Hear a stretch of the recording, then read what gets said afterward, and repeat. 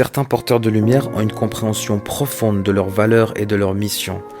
Ce sont parmi les âmes les plus belles que tu peux rencontrer, généreux, aimants, prêts à donner sans compter. Mais en fait, cette lumière, elle s'accompagne d'une dualité puissante, qui peut être parfois incomprise. Il faut jamais prendre leur bienveillance pour de la faiblesse parce que tu ne pourrais ne pas les reconnaître. Et là, je te parle d'un certain type de porteurs de lumière qui ont des missions globales, qu'on appelle aussi des élus. Si tu oses franchir cette limite, et ils sont patients, ils peuvent te laisser. Tu pourras croire que tu les contrôles, tu pourras croire que tu les manipules. Ils te laisseront avancer dans ton propre piège, tu tomberas.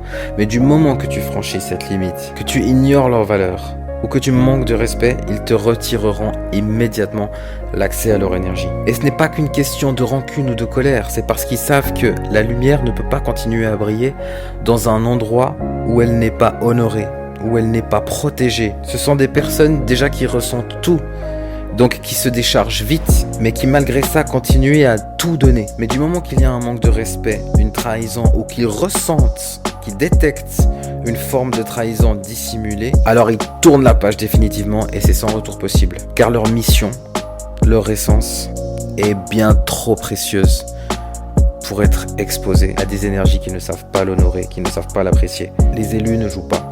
Respecte-les ou perds-les.